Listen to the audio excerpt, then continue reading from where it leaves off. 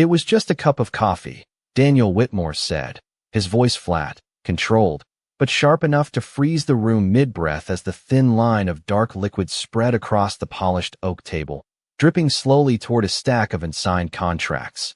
And no one moved. Not the assistants typing seconds ago, not the analysts seated along the glass wall, not even the senior partners who suddenly found something fascinating in their notes. Because everyone knew that tone, that pause, that quiet. Before a decision that didn't invite discussion, Ava Johnson stood at the far end of the table, fingers still curled slightly around the empty paper cup, the heat long gone, but the moment still burning in the air around her. She didn't rush to speak, didn't flinch, just watched the spill inch forward under the cold white lights humming above, reflecting off the surface like something heavier than coffee, something final. Daniel adjusted his cufflinks with slow precision, eyes never leaving her. "You had one job this morning," he continued, measured, deliberate, each word placed like it had already been decided before she walked in. "Details matter here." A quiet shift moved through the room. A chair creaked softly. Someone exhaled too quickly, then stopped. Ava's voice, when it came, was calm, almost gentle. "I understand, sir. I'll clean it up." But she didn't move yet, not until he nodded. Because that was the rule in rooms like this. Unspoken but absolute. Permission before action. Respect before presence. Daniel's lips pressed into something that wasn't quite a smile. "No," he said, and that single word landed heavier than anything else. "You won't." The silence deepened, thicker now, the kind that made people look down instead of across. "I don't think this is the right environment for you," he added, voice lowering just enough to feel personal. "We need people who can keep up." A few eyes flickered toward Ava, then away just as fast. The fluorescent lights above buzzed. Faintly, steady, indifferent. Ava finally stepped forward, setting the cup down beside the spreading stain, her movements careful, deliberate, as if the room were watching not what she did, but how she chose to do it. "I've handled every assignment this quarter," she said quietly, not defensive, just factual, her gaze steady but respectful. Daniel tilted his head slightly, as if considering something already decided. "This isn't about quarters," he replied. "It's about fit."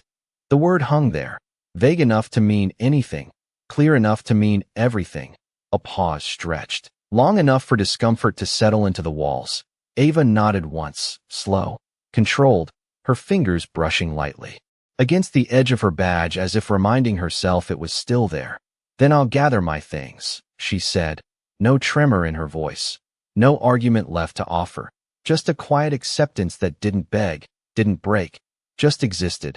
Daniel gave a short nod, already turning his attention back to the table as if the moment had passed, as if she had already disappeared, but she hadn't, not yet. Ava reached for a napkin, gently blotting the edge of the spill, containing it, not erasing it, the stain still visible under the light, still there even after the surface looked clean, and for a brief second, as she straightened, her reflection caught in the glass wall behind him. She didn't look small, she didn't look out of place, she looked like someone who had been seen and dismissed in the same breath. And somewhere in that quiet, something shifted, not in the room, not yet, but in the space just beyond it, where decisions didn't echo immediately, where time had a way of circling back. And as Ava stepped toward the door, the soft click of her heels measured and even. The room exhaled like it had been holding something it didn't understand. Daniel never looked up, not once. And that would matter later. Far more than he realized. The hallway outside the conference room felt colder than it should have. The kind of artificial chill that settled into the skin and stayed there. And Ava Johnson walked through it with measured steps, her hand steady at her side, her badge still clipped neatly to her blouse as if nothing had changed yet, even though everything had. The low hum of the building followed her like a constant reminder that life inside those walls did not pause for anyone, not for a mistake, not for a dismissal, not for her. She passed rows of glass offices where conversations continued in hushed tones, a few glances lifted as she moved by, quick, uncertain, then dropped again just as fast, because acknowledging her meant acknowledging what had just happened, and most people chose silence over discomfort. Ava reached her desk, a small corner space near the printers where the air always smelled faintly of toner and warm paper. And for a moment, She simply stood there, taking it in, the neatly stacked folders, the notebook with careful handwriting lining each page, the coffee mug she never had time to finish, all the small pieces of routine that built a life quietly. Invisibly, she sat down slowly, opened the top drawer, and began to pack, not hurried, not hesitant, just precise. Each item placed into her bag like it mattered, because to her it did, every late night, every early morning, every extra assignment she had accepted without question, all of it, lived in those small things. Her phone buzzed once against the desk, a soft vibration that felt louder than it was. She glanced down, a message from her mother, simple, asking if she would be home for dinner. Ava stared at the screen for a second longer than necessary, then typed back that she would, her fingers steady even as something heavier pressed quietly against her chest. She placed the phone back down and continued packing. The overhead lights reflected off the polished surface of the desk, clean, bright, almost too perfect, like nothing messy was allowed to exist for long. Footsteps approached behind her, light, uncertain, and paused just a few feet away. "Ava," a voice said softly. It was Melissa from accounting, her tone careful, like she was stepping into something fragile. Ava turned slightly, offering a small, polite smile, the kind that reassured others more than herself. "I heard," Melissa continued, then stopped, not finishing the sentence because there was nothing safe to say after that. Ava nodded once. "It is all right," she replied, her voice calm, even, the way it had been in the conference room, the way it always was when it mattered most. Melissa shifted her weight, glancing down at the desk, then back at Ava. "You did not deserve that," she said quietly, almost like a confession. Ava held her gaze for a brief moment, then looked back at her bag, zipping it closed with a soft, final sound. "Sometimes it is not about deserve," she answered, not bitter, not defeated, just honest. She stood, adjusting the strap of her bag over her shoulder, her posture straight, composed, as if she was walking into something instead of away from it. The printer beside her clicked to life, spitting out pages no one immediately came to collect, the ordinary continuing without pause. Ava reached up and unclipped her badge, holding it in her hand for a second, the plastic still warm from where it had rested against her. Her name printed clearly, visible, undeniable. She set it gently on the desk instead of handing it in, a quiet choice, deliberate, then turned toward the exit. The automatic doors at the end of the hallway slid open with a soft mechanical sigh as she approached, and outside, the sky had shifted to a muted gray, the kind that hinted at rain but had not yet decided. Ava stepped through, the air different out here, less controlled, less certain, and she paused just beneath the overhang, looking out at the parking lot stretching wide and empty in front of her. Cars scattered in uneven lines, engines starting, doors closing, people moving on. She tightened her grip on the strap of her bag, her resume folded neatly inside, edges slightly worn but intact, and for the first time since the conference room, she allowed herself a slow breath, steady and deep, as if marking the end of something she had given more to than it had ever given back. And in that quiet moment, with the building behind her and the open space ahead, there was no applause, no acknowledgement, just the faint sound of wind brushing across the pavement and the distant rumble of a city that never stopped moving. Not for anyone, not even her, at least not yet. Rain finally came, not sudden, not violent, just a steady quiet fall that softened the edges of everything, turning the parking lot into a blurred reflection of gray sky and muted lights. And Ava Johnson stepped forward, into it without rushing, her heels tapping lightly against the damp pavement, each step measured, deliberate, as if she had already decided that nothing behind her would dictate how she moved forward. Her car sat near the far end of the lot, an older model with a faint scratch along the side, something small but noticeable if you looked long enough. She reached it, opened the door, and paused before getting in, her hand resting on the roof for a moment as the rain gathered along her sleeve. Cool against her skin, she exhaled slowly, not heavy, not broken, just controlled, then slid into the driver's seat and closed the door, the sound muted by the rain outside. Inside the car, the world felt smaller, quieter, the faint hum of the engine as she turned the key, grounding her in something familiar. Her bag rested on the passenger seat, slightly open, the corner of her resume visible. The paper softened from earlier moisture, but still intact, still readable. She reached over and adjusted it gently, smoothing the edge with her fingers as if it deserved care, because it did. Every line on that page represented nights that stretched past midnight. Textbooks open across a small kitchen table, a dim lamp casting just enough light to keep going. Lectures played through headphones while the rest of the world slept. She remembered the weight of those hours, not as something heavy, but as something earned, something real. Her phone buzzed again. She picked it up, her mother's name still at the top of the screen, a second message this time, asking if everything was okay. Ava looked at the words, simple, direct, filled with a kind of quiet concern that did not need explanation. She typed back slowly that everything was fine and that she would explain later, then placed the phone down, her reflection faintly visible in the windshield, softened by raindrops tracing uneven paths downward. She studied it for a moment, not searching for answers, just recognizing the person. Looking back, steady eyes, calm expression, someone who had been underestimated more than once and had learned not to react in ways that gave that assumption power. Outside, a few cars pulled away, tires hissing against wet pavement. Life continuing in its usual rhythm. Ava shifted the car into reverse, the movement smooth, controlled, then paused again before pulling out, her gaze drifting back toward the building in the distance, its glass exterior now reflecting nothing but the dull gray sky.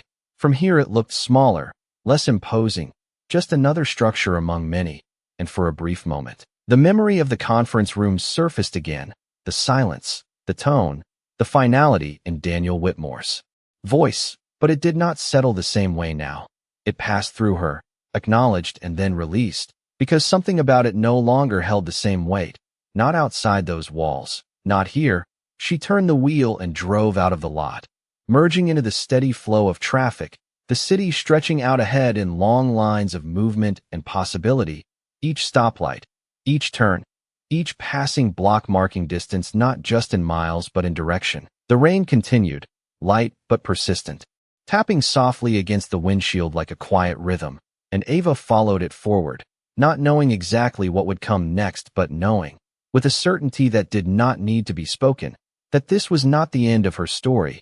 Not even close. The next morning arrived without ceremony, pale sunlight filtering through thin curtains as Ava Johnson sat at a small kitchen table, a mug of untouched coffee cooling slowly beside her. The surface still, reflecting the quiet room around her, her laptop open in front of her with multiple tabs lined across the screen, job listings, application portals, a document titled resume_final_survey 3 resting at the center. She had already made small edits, adjusting phrasing, refining bullet points, not to impress, but to clarify, because she knew exactly what she brought to the table even if others had chosen not to see it. The clock on the wall ticked steadily, marking time in a way that felt both ordinary and urgent.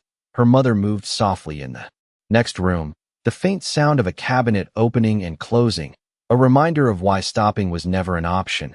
Ava leaned back slightly, eyes scanning the screen, not rushed, not overwhelmed, just focused. She clicked into an application requiring a cover letter, the blank space blinking back at her. Waiting, she rested her fingers on the keyboard, paused, then began to type, each word measured, intentional, not exaggerated, not apologetic, just clear. She wrote about strategy, about process improvement, about navigating complex systems with precision and care. She did not mention the conference room, did not mention the dismissal, because those moments did not define her capability, only how others had chosen to respond to it. The sunlight shifted slightly across the table, catching the edge of her notebook where handwritten notes filled page after page, formulas, timelines, reminders, evidence of effort that no one in that boardroom had ever asked about. Her phone buzzed once with an email notification. She glanced down, a response from a firm she had applied to weeks ago. She opened it, read it once, then again. Her expression unchanged, polite rejection. They had decided to move forward with other candidates. She closed the message without hesitation, not dismissing it, just not allowing it to linger, because one response did not determine the outcome. She returned to the application in front of her, finishing the final paragraph with a quiet confidence that did not need to announce itself. then submitted it, the small confirmation message appearing on the screen, simple, almost anticlimactic. She sat back, letting out a slow breath. Not relief, just completion. Outside, the sound of a passing car echoed faintly, life continuing at its steady pace. Ava reached for her coffee, took a small sip, the temperature now lukewarm. But she did not mind. She rarely had time to catch it at the right moment anyway. She set the mug down and opened another tab. This one not for a job posting, but for something else entirely. A consulting platform she had used quietly for freelance work. Small projects at first, data analysis, risk assessments, things that did not require a title to prove value. Her profile sat there, modest but consistent. Reviews from clients who cared more about results than resumes. She scrolled through new requests, her eyes narrowing slightly as she read. One listing caught her attention, a mid-sized firm seeking external review for operational inefficiencies following an internal audit. The description was brief but detailed enough for someone who knew what to look for. Ava clicked into it, reading carefully, her mind already mapping connections, identifying patterns, the kind of work she had done before, the kind she understood deeply. She leaned forward, elbows resting lightly on the table, and began drafting a proposal, her tone professional, concise, focused on solutions rather than promises. She did not oversell. She did not hesitate. She simply stated what she could do and how she would do it. The room remained quiet around her, steady, grounded, and as she hit submit once more, there was no dramatic shift, no immediate change, just a subtle sense of movement, like something aligning beneath the surface, unseen but real, and Ava closed her laptop slowly, her reflection faintly visible in the darkened screen, calm, composed, unchanged in the ways that mattered most. Because while one door had closed without hesitation, she was already building another without asking for permission. 3 days passed without a reply, then 5, then 7, and still Ava Johnson's inbox remained quiet in the way that made time feel louder than it was. Each notification that was not there somehow more noticeable than those that were. She kept her routine steady anyway. Mornings at the kitchen table, afternoons reviewing freelance dashboards, evenings helping her mother organize medications and bills. The rhythm simple but deliberate, because stability was something she created, not something she waited for. Her laptop screen glowed softly in the dim light one evening as she refreshed her email again, not out of desperation, just habit. And this time something new appeared, a subject line that did not look like the others, not a rejection, not a generic automated message, just a direct line that read request for follow-up consultation. Ava paused, her hand hovering slightly above the trackpad before she clicked. The message opened clean and concise, thanking her for the proposal, asking if she was available for a preliminary review call the next morning. The company name at the bottom was one she recognized, not from headlines but from internal reports she had studied months ago. A firm known for rapid expansion and quiet complications beneath the surface. Her eyes moved across the words again, not rushing, confirming details. The tone was professional, neutral, but there was something else beneath it, urgency. Not stated directly but present in the way the request had been framed. Ava closed the email, then reopened it, not because she doubted it, but because she understood that moments like this were rarely accidental. She checked the time, then her calendar, then back to the email. Her response came measured and immediate, confirming availability, outlining what information she would need, setting expectations without overreaching. She pressed send and sat back, the room around her still, her mother's television playing softly in the background, a familiar voice from an old show drifting through the air, grounding the moment in something ordinary. Ava closed her laptop halfway, but did not move away, her mind already shifting into analysis, the project description replaying in her head, inefficiencies following an audit. That phrase alone carried weight. It meant something had been found but not yet understood, something misaligned enough to require outside perspective. She reached for her notebook, flipping to a blank page, and began writing, mapping possibilities, identifying potential pressure points, supply chain gaps, reporting inconsistencies, leadership blind spots, the kind of patterns that did not appear obvious unless you knew where to look. Her handwriting remained steady, each line connecting to the next, building a structure of thought that did not rely on assumptions, but on experience. Outside, the night settled in fully, streetlights casting long reflections across the pavement, quiet and constant. Ava finished her notes and closed the notebook gently, her fingers resting on the cover for a moment as if anchoring what she had just built.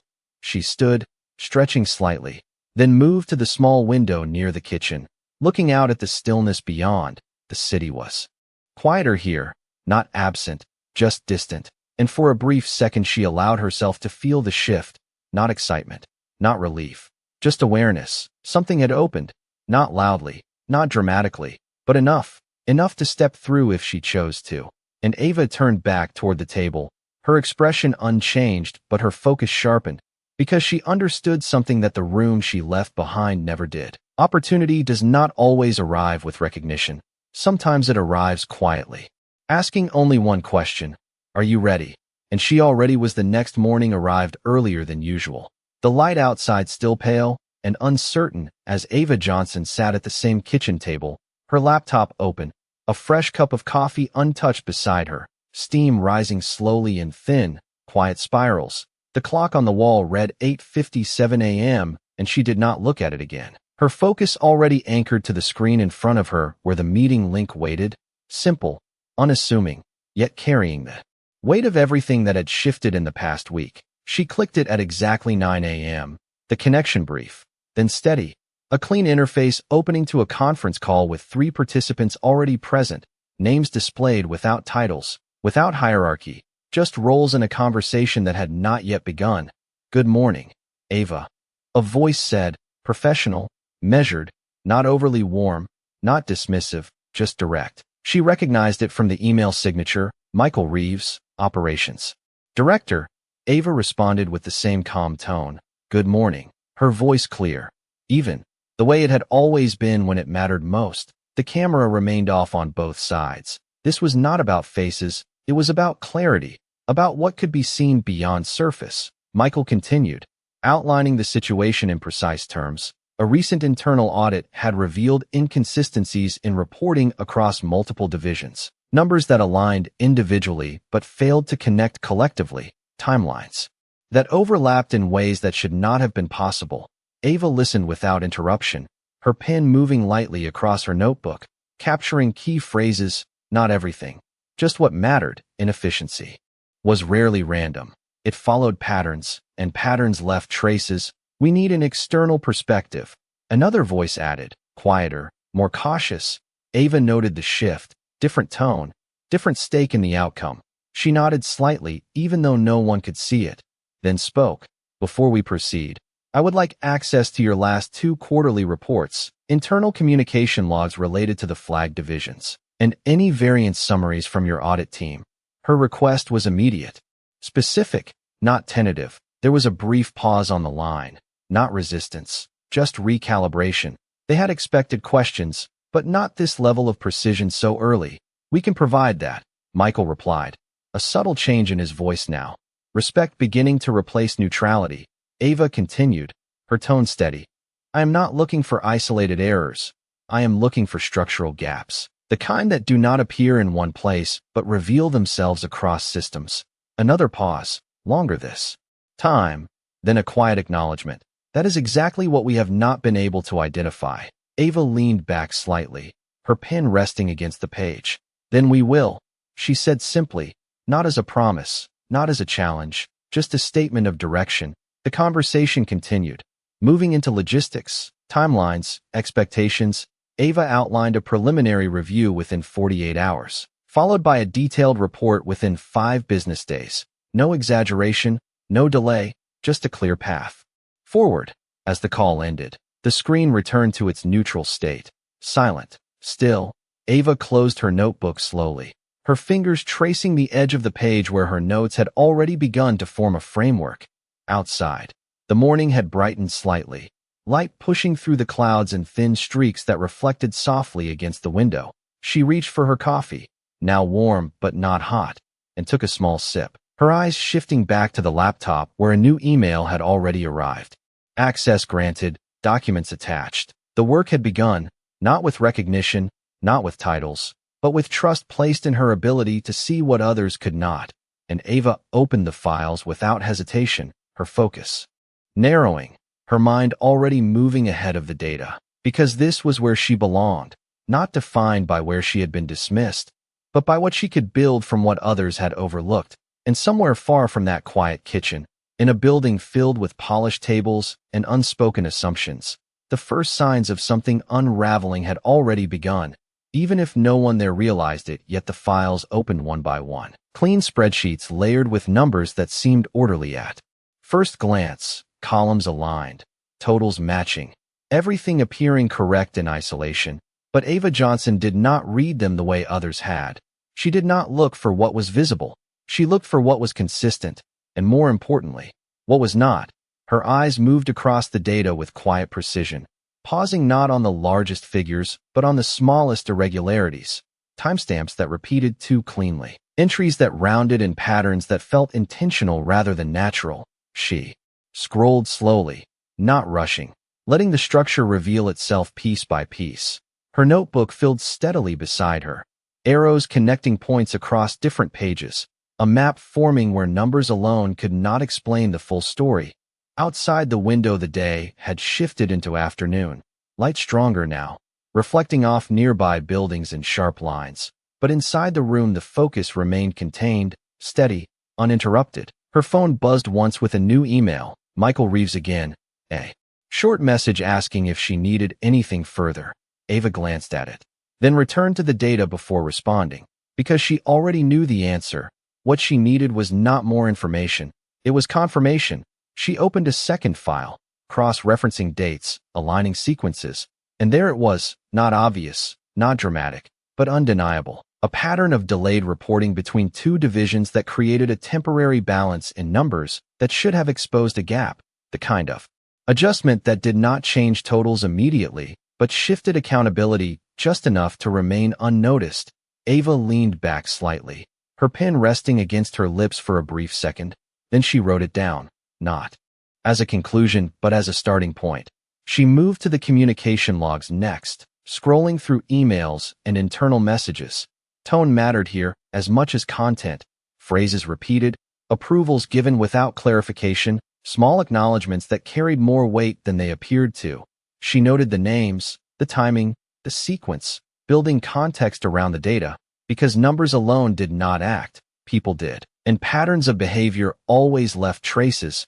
Her laptop screen reflected faintly in her eyes as she continued, hours passing without interruption, the room growing quieter as the afternoon stretched on, until finally she closed the last document and sat still for a moment, not out of fatigue, but to let the pieces settle.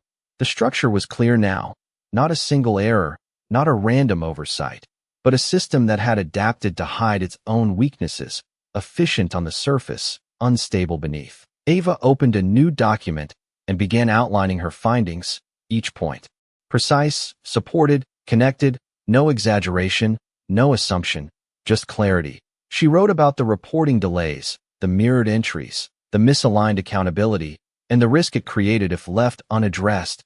Her language remained calm, direct, not accusatory, because the goal was not to assign blame.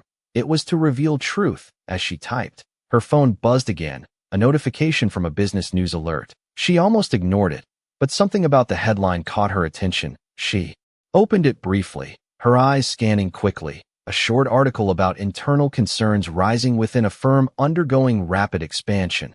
The name at the top of the article was the same as the one in her inbox. Ava read the final line, then closed the notification without comment, her focus returning to the document in front of her, because now the urgency was no longer implied, it was confirmed. She finished the report draft as the light outside began to soften again, evening approaching with a quiet shift in color and tone. She saved the file, reviewed it once more, then attached it to a new email, her message brief, professional, stating that preliminary findings were ready for review. She hovered over the send button for a fraction of a second, not hesitating, just acknowledging the moment, then pressed it. The message sent instantly, disappearing into a system that would carry it far beyond her small kitchen. And as she closed her laptop, the room returned to stillness. But somewhere else, in offices filled with polished tables and controlled conversations, something had just been set in motion. something that could not be unseen once it was fully understood, and Ava sat back quietly, her hands resting in her lap, her expression unchanged, because she knew this was only the beginning of what would come next. The reply came faster than expected, not hours later, not the next day, but within 23 minutes. The notification appearing on Ava Johnson's screen with a subtle chime that felt sharper than usual. She opened it without hesitation, her eyes moving quickly across the message. Michael Reeves requesting an urgent meeting, not scheduled for later in the week, not pushed to accommodate availability, but set for that same evening. The tone different now, no longer neutral, no longer measured. There was a shift in the wording, a quiet urgency that did not try to hide itself. Ava glanced at the time, then at the document she had just sent, then back to the message. Her fingers moved across the keyboard, confirming her availability without delay, because she understood what that timing meant. The moment information stops being theoretical and starts becoming actionable, people respond, not calmly, not slowly, but immediately. The call began at exactly 6:30 p.m., the screen opening to more participants this time. Names she had not seen before, titles included now, senior leadership, legal advisors, people who did not join conversations unless something required attention at the highest level. Ava's camera remained off, her presence defined by her voice, steady, composed, unaffected by the shift in scale. Michael spoke first, his tone tighter, more focused. "We reviewed your findings," he said, skipping introductions, skipping formalities, "and we need clarification."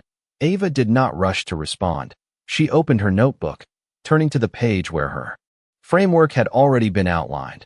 "Which section would you like to address first?" she asked, her voice even, creating structure where tension had begun to rise. A different voice entered the call, deeper, controlled. "The reporting delays between divisions 2 and 4. Ava recognized the concern immediately. "Yes," she replied. "The delays create a temporary alignment in totals that masks a discrepancy in accountability." A pause followed, not confusion, but realization. Someone else spoke, quieter. "Are you suggesting intentional manipulation?" Ava did not change her tone. "I am suggesting a system that allows misalignment to exist without immediate detection." She answered, precise, careful, because the distinction mattered. Silence settled across the call, longer now, heavier, the kind that forms when multiple people begin connecting the same dots at the same time. Ava continued, not filling the silence, but guiding through it. "The pattern repeats across 3 reporting cycles, which indicates consistency, not coincidence." She could hear movement on the other end, paper shifting, someone exhaling slowly. Another voice entered, legal this time, measured and cautious. "What level of risk are we looking at if this continues?" Ava did not hesitate. "Compounding risk," she said. "The longer it remains unaddressed, the more it distorts internal decision-making." The words landed without emphasis, but their weight was clear. Another pause, then Michael again. "Quieter now. And your recommendation?" Ava looked at the document in front of her, then beyond it, as if seeing the structure she had already mapped. Immediate realignment of reporting timelines, independent verification across divisions, and temporary suspension of internal approvals until consistency is restored. No hesitation, no softening, just clarity. The room on the other end did not respond immediately, but the silence had changed, no longer uncertain, now deliberate, decisions forming in real time. Ava leaned back slightly, her hands resting still, allowing space for them to process, because she understood something they were only beginning to see, that the problem was not the numbers themselves, but the system that allowed them to appear correct, and systems, once exposed, could not return to what they were before. The call ended without ceremony. No closing statements, no extended acknowledgments, just a quiet agreement to move forward. The screen returning to stillness once again. Ava closed her laptop slowly.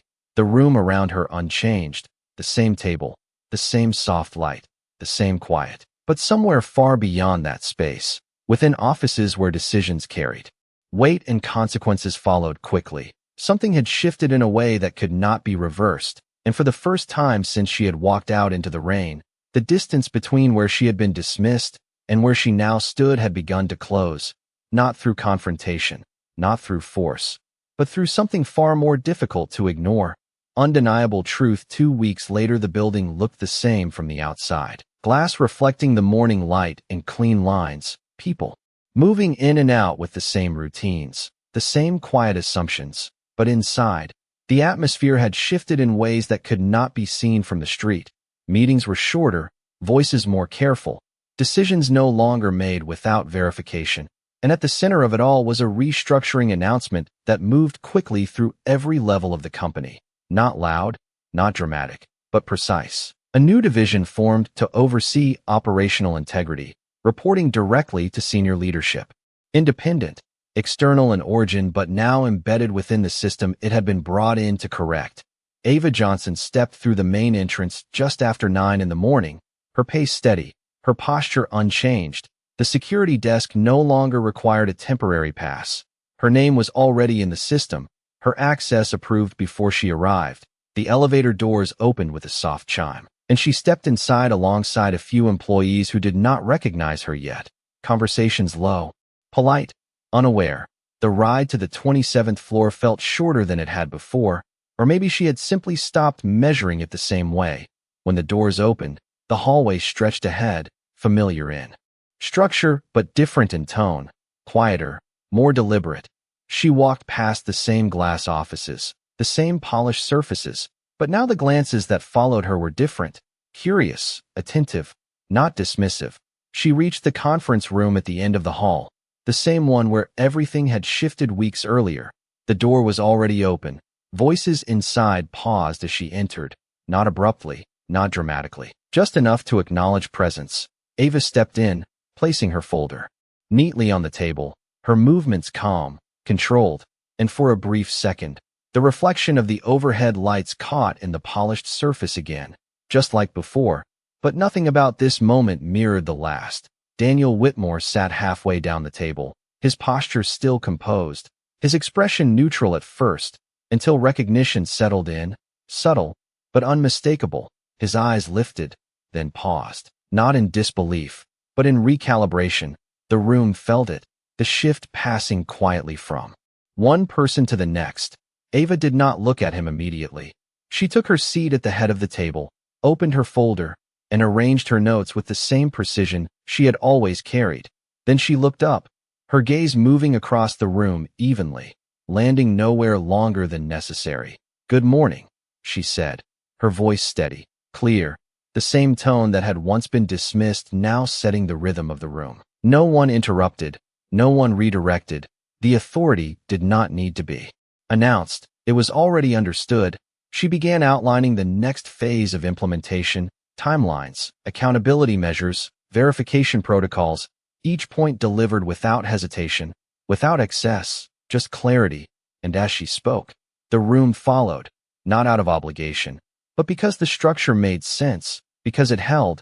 Daniel remained silent, his attention fixed, not on the documents, not on the table, but on the reality unfolding in front of him.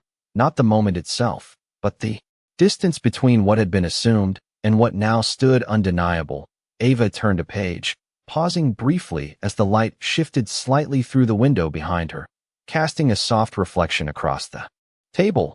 She did not rush the silence. She allowed it to exist, then continued. "We move forward from here with consistency," she said, not as a correction, not as a lesson, just a direction.